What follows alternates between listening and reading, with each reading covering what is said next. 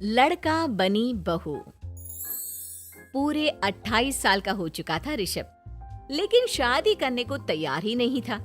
माँ बाप पूरी तरह से परेशान हो चुके थे। जब भी किसी लड़की का रिश्ता ऋषभ के लिए लेकर आते तो वो शादी करने से साफ मना कर देता, चाहे लड़की कितनी भी सुंदर, कितनी भी अच्छी क्यों ना हो। ऋषभ के माँ बाप को इसकी वजह समझ में नहीं आ रही थी। अरे ऋषभ बेटा, अच्छी खासी नौकरी लग गई है, दिखता भी इतना अच्छा है, आखिर बात क्या है, तुझे शादी क्यों नहीं करनी? देख, तू हमारा इकलौता बेटा है, अगर तू शादी नहीं करेगा तो कैसे काम चलेगा? लेकिन मैं शादी करना ही नहीं चाहता, मुझे कोई लड़की पसंद नहीं आती। अरे बेटा, अगर कोई लड़की तुझे पसंद हो तो उससे शादी कर ले, हमें कोई ऐतराज नहीं है। हाँ ऋषभ बेटा, अब देख, तेरी माँ से भी काम नहीं होता।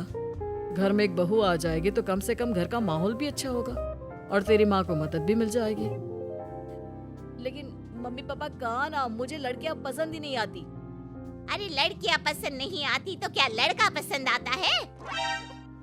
वो तो वक्त आने पर ही पता चलेगा। ऋषभ की बात सुनकर उसके माँ और पापा का सर चकरा जाता है। कुछ दिनों के लिए ऋषभ अपने ऑफिस के काम से शहर से बाहर जाता है और जब लौट कर आता है तो सामने का नजारा देखकर उसके माँ पापा बेहोश होते होते रह जाते हैं। अरे ये क्या, ये तुम्हारे साथ कौन है? माँ, ये दीपक है, मेरी पत्नी। हम दोनों ने शादी कर लिया है। दीपक तुम्हारी पत्नी कैसे हो सकता है? अरे दीपिका होती तो बात समझ में भी आती, ये तो लड़का है। तो क्या हुआ पापा, आजकल तो ये सब फैशन में है और मैंने आपको बताया था कि मुझे लड़कियां पसंद नहीं आती। अरे तो इसका मतलब ये थोड़ी है कि तुम दीपक को दीपिका बनाकर ले आओगे। मुझे बहू चाहिए, बहू के रूप में, ये आदमी नहीं। लेकिन मम्मी जी, मैं आपकी बेटी से बहुत प्यार करती हूँ, मेरा मतलब करता हूँ। अरे इसको तो करता हूँ करती हूँ का अंतर भी नहीं पता, लेकर जाए इसे वापस। अगर आपने इसे घर से बाहर निकाला पापा तो मैं भी इसे के साथ चला जाऊंगा। मैं ऋषभ के बिना जी नहीं सकती, मेरा मतलब जी नहीं सकता। हमारा जिंदगी भर का साथ है, प्लीज हमें अलग मत कीजिए मम्मी जी, पापा जी। हे भगवान, ये तूने क्या दिन दिखाया? मेरे बेटे को थोड़ी अकल दे दे, लड़के को बहू बनाकर घर में ले आया है। अब क्या होगा, हम दुनिया को क्या मुंह दिखाएंगे? माँ, बेकार में परेशान हो रही हो।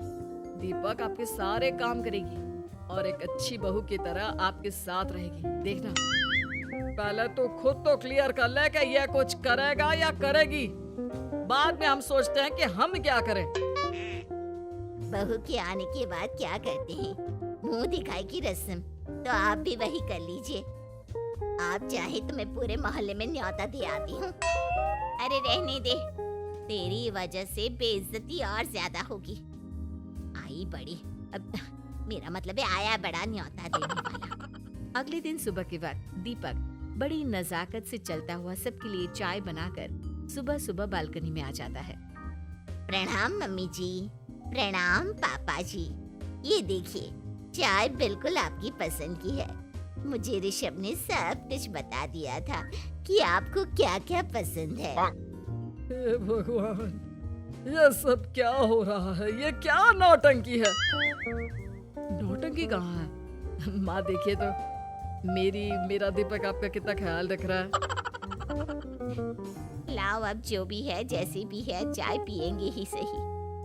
थोड़ी देर के बाद, वैसे दीपक, चाय तो तुमने बहुत अच्छी बनाई है, चलो कुछ तो अच्छा हुआ।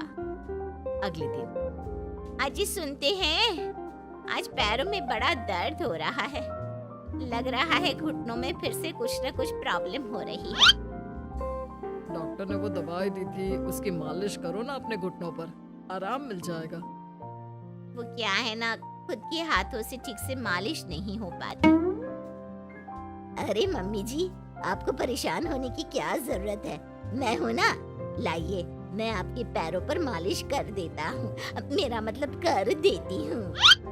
अरे रहने दे, घर में बहू होती तो सेवा करती, यहाँ तो आदमी बहू बनकर बैठा हुआ है। मम्मी जी नाराज मत होइए, एक बार मुझे मौका तो दीजिए आपकी सेवा करने का। अच्छा ठीक है, ये ले दवाई लगा दे। दीपक बहुत अच्छे तरीके से घुटनों की मालिश करता है। थोड़ी देर के बाद इतना आराम मिल रहा है क्या बताऊं। ऐसा लग रहा है मेरे घुटनों में कभी तकलीफ थी ही नहीं।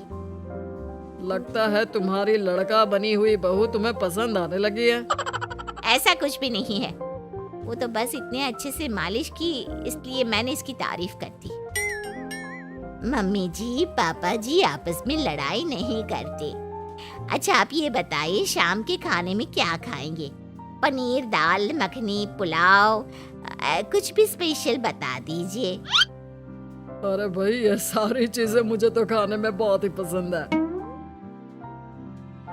तुम क्या कोई औरत हो जो पनीर दाल मखनी बनाओगी?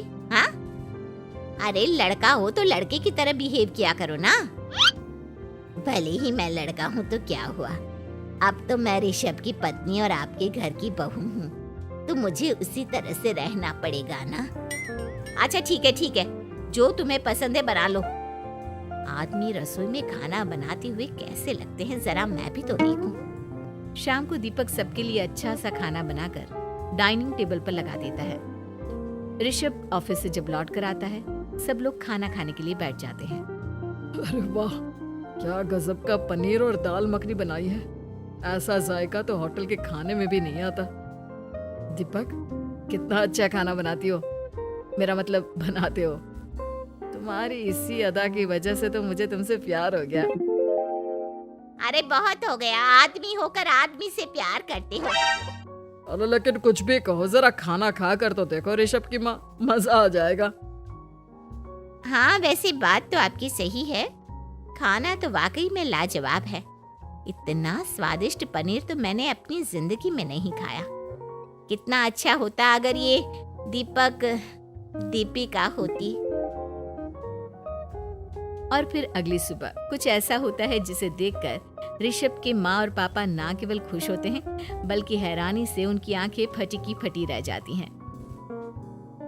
उन्होंने जो नजारा अपनी आंखों के सामने देखा उसे देखकर उन्हें अपने आप पर भरोसा नहीं हुआ। सुबह का वक्त था, सब लोग बालकनी में बैठकर सुबह की चाय का इंतजार कर रहे थे। तभी रसोई में से एक बहुत ही खूबसूरत लड़की जिसके लंबे लंबे बाल थे और जिसने साड़ी पहनी हुई थी, हाथ में चाय की ट्रे लेकर वहाँ आती है। अरे ये कौन है? रातों रात हमारा लड़की बहू बन गया क्या? मुझे लगता है कोई सपना देख रहा है। इतनी सुंदर बहू तो हमने सपने में भी नहीं देखी। देखा माँ, जादू हो गया, जादू। अरे लेकिन ये है कौन? तुम्हारा वो आदमी वाला पत्नी कहाँ चला गया? आपने मुझे पहचाना नहीं? मैं दीपक नहीं, दीपिका हूँ। इतने दिन से लड़के के कपड़े पहनकर आपके घर में आपकी बहू बनी हुई थी। माँ ये दीपक नहीं, दरअसल ये दीपिका थी, लेकिन इसे लड़कों की तरह रहने का शौक था और इसे लड़की की तरह रहना मंजूर नहीं था, इसलिए मैं इसे लड़के के रूप में आपकी बहू बनाकर यहाँ ले आया। तो फिर अचानक ये उसका हृदय परिवर्तन और रूप परिवर्तन कैसे हो गया? वो क्या है ना, मुझे बाद में एहसास हुआ कि आप लोग इस बात को लेकर बहुत दुखी हैं कि आपकी बेटी ने एक लड़की के साथ शादी की है, इसलिए मैं अपने असली रूप में वापस आ गई। हमने कोई पुण्य कर्म किए होंगे जो तुम्हारे जैसा, मेरा मतलब तुम्हारे जैसी बहू मिली, इतनी खूबसूरत और इतना ख्याल रखने वाली।